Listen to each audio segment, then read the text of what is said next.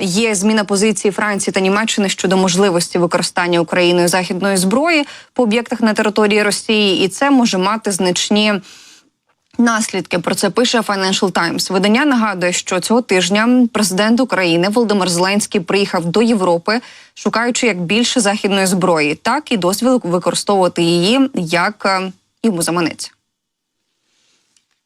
Він буде приємно задоволений результатом.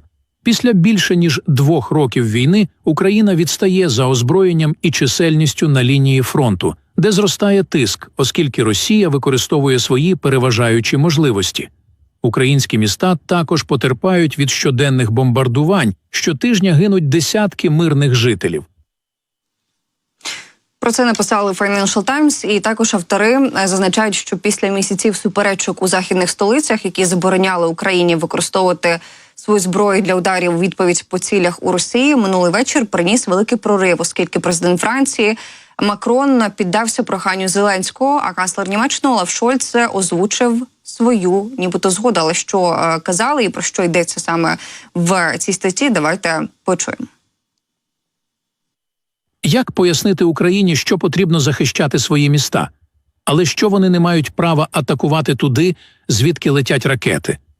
Це ніби ми говоримо їм: ми даємо вам зброю, але ви не можете використовувати її, щоб захистити себе.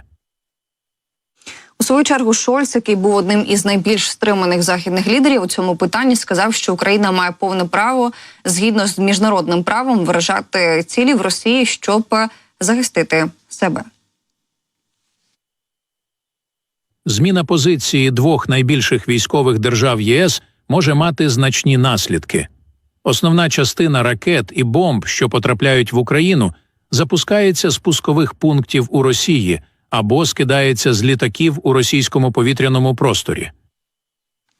І ще одна країна ЄС дозволила Україні бити своєю зброєю по території Росії, і це Фінляндія. Україна може завдати удару по Росії за допомогою зброї, переданої саме цією країною. Про це заявила міністр закордонних справ Фінляндії Еліна Валтонен.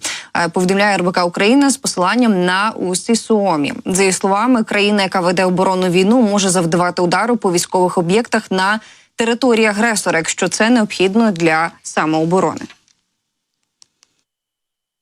Фінляндія не встановлює жодних конкретних обмежень на матеріальну допомогу Україні, але припускає, що вона буде використана відповідно до міжнародного права. Росія веде незаконну агресивну війну в Україні, і Україна має право на самооборону відповідно до статті 51 Статуту ООН. Це включає удари по військових цілях на території агресора, які необхідні для самооборони.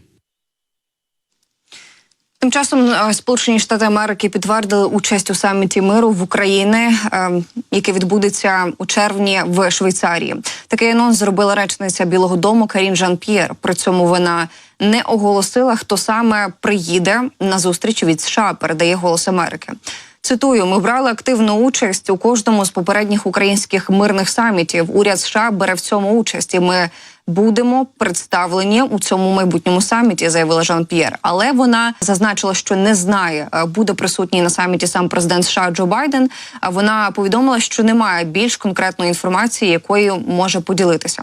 Жан-П'єр зазначила, що для нас важливо продовжувати переконуватись, що Україна має усі можливості необхідні для захисту, а також для забезпечення справедливого та міцного миру. Речниця Білого дому наголосила на необхідності швидкої підтримки України, яка має захищатись від атак. Ви бачили, що сталося у Харкові цими вихідними. Це важливо відзначити. 2 десятки людей були вбиті. Це жахливо. Ось чому ми продовжуємо надавати допомогу і збільшувати її.